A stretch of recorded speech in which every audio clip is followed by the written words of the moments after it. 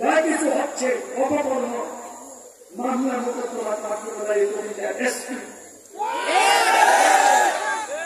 ঠিক না ভাই? আর আমরা চাকরি থেকে বিদায় চাই।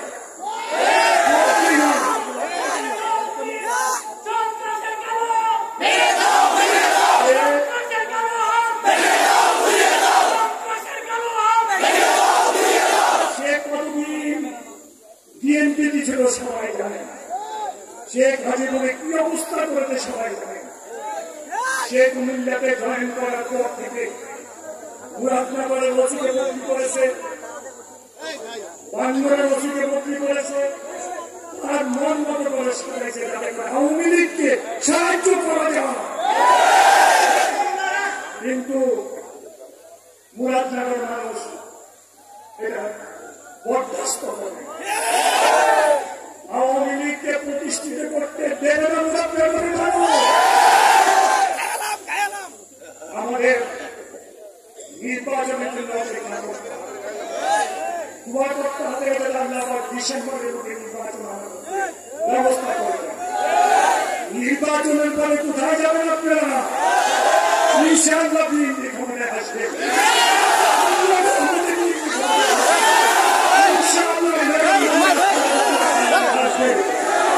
কেউ রুখতে পারবে না।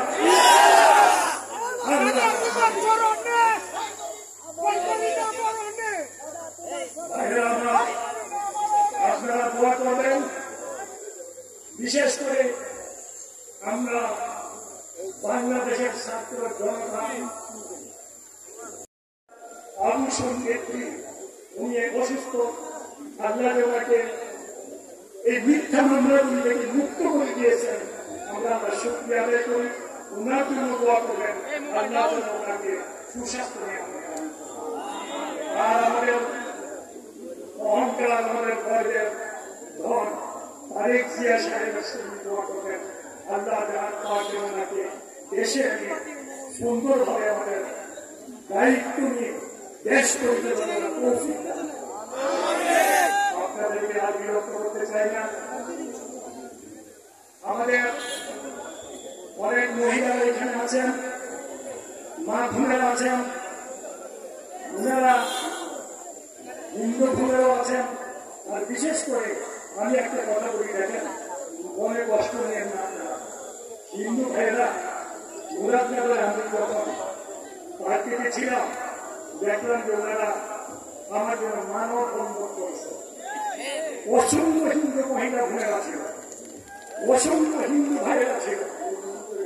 আমি তাদের কাছে কৃতজ্ঞ। আর বিশেষ করে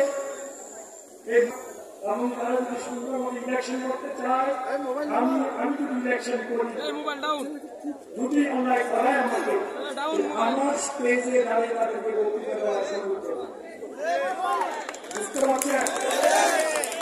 এই মামলা মোকদ্দমা করে, কারণ তাদের সাথে ঘুরছে কারা?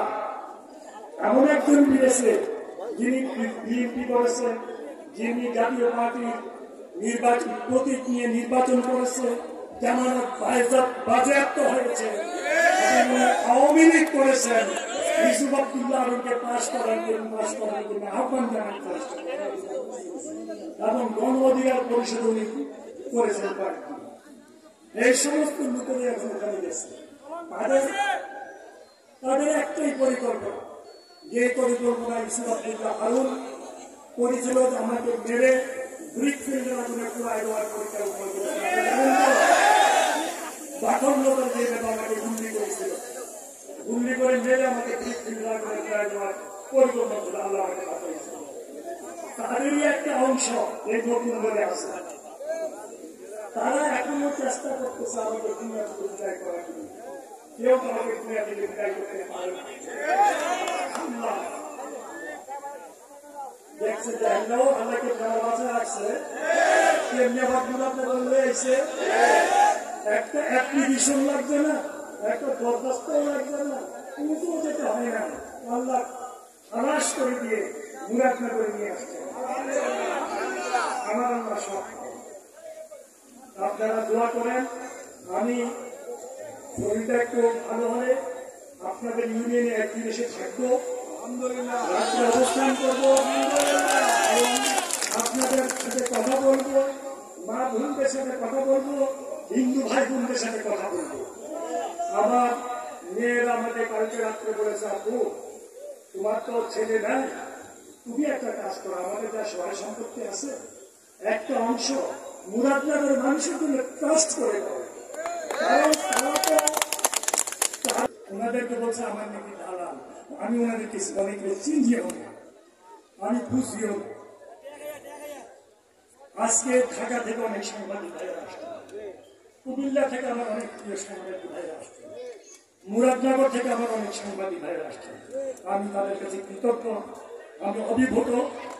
আমি আপনাদেরকে সবিনয় এটুকু বলতে চাই, আমি দায়িত্ববাদ যদি আপনাদেরকে কাজে রাখতে পারি আমাকে হুকুম করবেন, আমি খুশি হব। আল্লাহ শুকরিয়া আদায় করে,